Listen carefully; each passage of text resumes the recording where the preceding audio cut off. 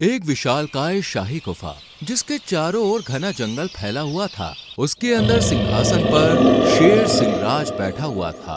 पास में उसकी खास सलाहकार एक काली चिड़िया ब्लैक बर्ड भी मौजूद थी। जंगल के कई जानवर दरबार में खड़े थे, लेकिन सभी डरे हुए लग रहे थे। तभी रानू चिड़िया और मीनू मौसी आगे बढ़ते हुए बोली, महाराज, जंगल के सभी प्राणी आपके शासन से खुश नहीं हैं। आप कभी उनकी परेशानियों को नहीं सुनते। एक राजा को अपनी प्रजा की देखभाल करनी चाहिए। क्या बक रही हो तुम दोनों? मैं जंगल का राजा हूँ। मेरी मर्जी के बिना यहाँ कोई फैसला नहीं होता है। रानू चिड़िया और मीनू मौसी एक दूसरे की ओर देखने लगी। मीनू मौसी ने हिम्मत जुटाकर बोलना चाहा, लेकिन तभी ब्लैक बर्ड बीच में बोल पड़ी। महाराज, ये छोटी चिड़िया आपको भड़काने की कोशिश कर रही है। जंगल में सब कुछ ठीक चल रहा है। आपको इनकी बातों पर ध्यान देने की जरूरत नहीं। शेर की आंखों में घमंड छलक रहा था। हाँ, ठीक कह रही हो ब्लैक बर्ड। जंगल में सब कुछ मेरे हिसाब से ही चलेगा। इतना बोलकर शेर ने गुस्से में पंजा उठाया और दरबार की जमीन पर जोर से पटक दिया। डर के मारे कुछ पक्षी उड़ गए, जबकि अन्य जानवर सहम कर पीछे हट गए। रानू और मीनू को समझ आ गया कि इस समय शेर को समझाना बेकार था। वे चुपचाप दरबार से बाहर निकल गई। कुछ दिनों के बाद जंगल का माहौल बदल गया। हरे भरे पेड़ों की जगह सूखी टहनियां दिख रही थीं। तालाबों का पानी लगभग खत्म हो चुका था। कई जानवर भूख और प्यास से कमजोर दिख रहे थे। दूर एक हिरन बेसुध होकर गिर पड़ा था और कुछ पक्षी व्याकुल होकर इधर उधर उड़ रहे थे। रानू चिड़िया और मीनू मौसी एक सूखी टहनी पर बैठी थीं। वे चिंतित नजर आ रही थीं। रानू, ये सूखा तो बहुत ही खतरनाक है। अगर जल्दी कुछ नहीं किया गया तो जंगल के जानवर ऐसे ही मरते जाएंगे। हाँ, हमें अब कुछ करना ही होगा। अगर राजा अपनी प्रजा की चिंता नहीं कर रहा तो हमें खुद ही हल निकालना होगा। मुझे लगता है कि हमें जंगल के प्राणियों के साथ मिलकर इस समस्या से बचने का समाधान खोजना चाहिए। तुम बिल्कुल सही कह रही हो मीनू मौसी। चलो जंगल के प्राणियों और पक्षियों को एक स्थान पर एकत्रित करते हैं। हम सबको मिलजुल कर ही इस समस्या का समाधान करना होगा। इतना कहकर वो दोनों उड़ गईं। कुछ देर के बाद जंगल के छिपे हुए कोने में, जहाँ बड़े बड़े पेड़ झुके हुए थे, बीच में कुछ बड़े पत्थर रखे थे। वहाँ पर हाथी दादा, भालू, कबूतर, चील और चीता वहाँ उपस्थित थे। सबकी आंखों में चिंता झलक रही थी। रानू और मीनू एक टहनी पर बैठ गईं।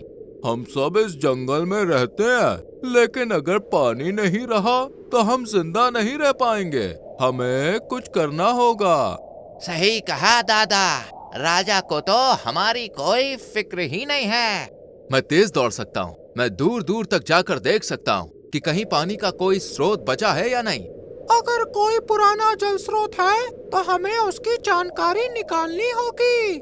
रानू सब जानवरों की आंखों में उम्मीद की चमक देखकर मुस्कुराने लगी। लेकिन एक पेड़ के पीछे से दो चमकती आंखें झांक रही थीं। ये ब्लैक बर्ड थी जो चुपचाप सब सुन रही थी। इधर शेर का महल जो अब वीरान लगने लगा था। चारों ओर सूखे पत्ते बिखरे हुए थे। शेर अपने सिंहासन पर बैठा ऊँग रहा था। तभी दरबार में तेजी से ब्लैक बर्ड आकर उसके पास बैठकर बोली, महाराज, जंगल में आपके खिलाफ बगावत हो रही है। क्या मतलब? रानू चिड़िया और मीनू मौसी जंगल के सभी जानवरों को आपके खिलाफ भड़का रही हैं। वो सब मिलकर आपके बिना इजाजत के मीटिंग कर रहे हैं। मुझसे बिना पूछे मीटिंग करने की उनकी हिम्मत कैसे हुई? जाओ, अभी बुलाओ उन दोनों को। मैं देखता हूँ कैसे जंगल में मेरे खिलाफ कोई साजिश रचता है। कुछ देर के बाद रानू चिड़िया और मीनू मौसी सहमे हुए शेर के सामने खड़ी थीं। दरबार में अन्य जानवर भी खड़े थे। तुमने मेरी अनुमति के बिना जंगल में मीटिंग क्यों रखी? महाराज, हम जंगल की भलाई के लिए कर रहे थे। सूखा पड़ रहा है, तालाब सूख रहे हैं और जानवर प्यास से तड़प रहे हैं। हमें कोई समाधान निकालना होगा। तुम दोनों खुद को बहुत होशियार समझती हो, लेकिन इस जंगल का राजा मैं हूँ। तुम्हें मेरी इजाजत के बिना कोई फैसला लेने का हक नहीं है। तुमने जिन जानवरों के साथ मीटिंग की, उन्हें लेकर जंगल से दफा हो जाओ। आइंदा यहाँ मत आना। महाराज, हमें एकता में शक्ति का महत्व समझना चाहिए। हम सब मिलकर इस संकट का हल निकाल सकते हैं। बस बहुत हो गया, अब जाओ यहाँ से। रानू और मीनू दुखी मन से दरबार से बाहर निकल गईं। कुछ देर के बाद रानू चिड़िया, मीनू मौसी और कुछ जानवर जंगल के कोने में इकट्ठा थे। उनके चेहरे पर चिंता थी। कबूतर ने गहरी सोच में डूबे हुए आसमान की ओर देखकर बोला, मुझे याद है, बहुत साल पहले जंगल के एक पुराने हिस्से में झरना था जो कभी नहीं सूखता था। शायद हमें वहाँ जाना चाहिए। अगर ऐसा है तो हमें देर नहीं करनी चाहिए। हमें तुरंत ही वहाँ पे जाना चाहिए। सभी जानवरों ने एक दूसरे की ओर देखकर और सहमति में सर हिलाते हुए झरने की खोज में निकल पड़े। जंगल का रास्ता मुश्किल था। चारों ओर सूखे पेड़ थे। तेज धूप से सभी परेशान थे, लेकिन फिर भी वे आगे बढ़ते रहे। अचानक झाड़ियों से दो भेड़िया निकलकर सामने आ गए। उनकी आंखों में भूख और क्रूरता थी। जानवर घबरा गए। हमें इनसे निपटना होगा, नहीं तो हम आगे नहीं बढ़ पाएंगे। तुम्हें यहाँ से जाना होगा, वरना अच्छा नहीं होगा।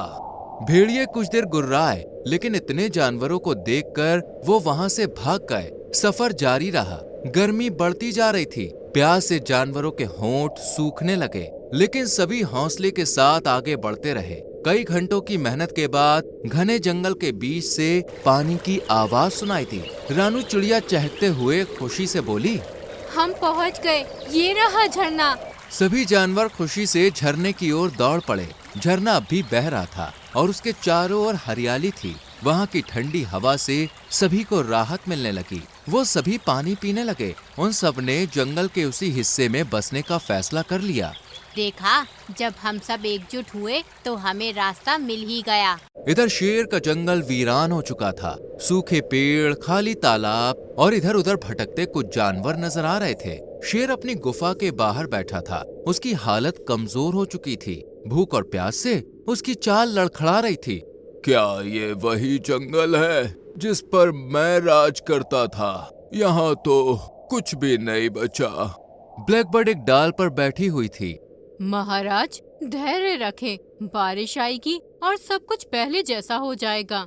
शेर ने उसकी ओर देखा, लेकिन इस बार उसकी आंखों में संदेह था। उसे एहसास हो रहा था कि उसने गलती की है। जंगल की वीरानी ने उसे तोड़ कर रख दिया था। आखिरकार उसने खुद ही अपने प्राणियों को खोजने का फैसला कर लिया। शेर कमजोर और थका हुआ भटकने लगा। उसके पैरों में अब ताकत नहीं थी, लेकिन वो हार मानने को तैयार नहीं था। अचानक उसे पानी के बहने की हल्की आवाज सुनाई थी। उसकी आंखों में चमक आई और वो उस ओर बढ़ने लगा। कुछ दूरी पर झरने के किनारे सभी जानवर बैठे थे। वो पहले से ज्यादा स्वस्थ और खुशहाल नजर आ रहे थे। अचानक उन्होंने झाड़ियों में हलचल सुनी। ये आवाज, कोई आ रहा है। सभी जानवर सतर्क हो गए। तभी झाड़ियों में से एक कमजोर और थका हुआ शेर बाहर निकल के आया। उसे देखकर सभी चौंक गए। महाराज, आप यहाँ? शेर की आंखों में अहंकार की जगह पश्चाताप था। लीजिए महाराज, पानी पीजिए। तुम लोग सही कह रही थी। एक राजा की शक्ति उसकी प्रजा होती है। जब प्रजा खुशहाल होगी तभी जंगल भी समृद्ध होगा। मुझे माफ कर दो। महाराज, आपकी गलती बहुत बड़ी थी, लेकिन अगर आप वास्तव में बदलना चाहते हैं तो हम आपको एक और मौका देंगे। तभी शेर की नजर पेड़ की डाल पर बैठी ब्लैकबर्ड पर पड़ी। उसके चेहरे पर एक कठोरता आ गई। इस जंगल में जितनी भी फूट और नफरत फैली, उसका कारण यही थी। इसे अब यहाँ रहने का अधिकार नहीं। ब्लैकबर्ड घबराकर फड़फड़ाने लगी, लेकिन शेर की दहाड़ सुनकर वो तुरंत वहाँ से उड़ गई और फिर कभी लौट के नहीं आई। कुछ ही दिनों में जंगल फिर से बसने लगा। अचानक एक सुबह काले बादल छा गए और तेज बारिश होने लगी। सूखे पेड़ फिर से हरे भरे हो गए। तालाबों में पानी भर गया और पूरी प्रकृति जीवंत हो उठी। सभी जानवर खुशी से झूम उठे। अब जंगल में हमेशा के लिए खुशहाली बनी रहेगी, क्योंकि अब यहाँ एकता और प्रेम का राज होगा। रानू चिड़िया ने सही कहा था। एकता में शक्ति होती है। एक अच्छा राजा वही होता है जो अपनी प्रजा का सम्मान करता है और उनकी भलाई के लिए काम करता है। अहंकार और स्वार्थ से कुछ नहीं मिलता, लेकिन प्रेम और सहयोग से जीवन संवर सकता है। तो दोस्तों, कैसी लगी आपको हमारी ये कहानी? अगर कहानी अच्छी लगी हो तो वीडियो को लाइक कीजिएगा, चैनल को सब्सक्राइब कीजिएगा।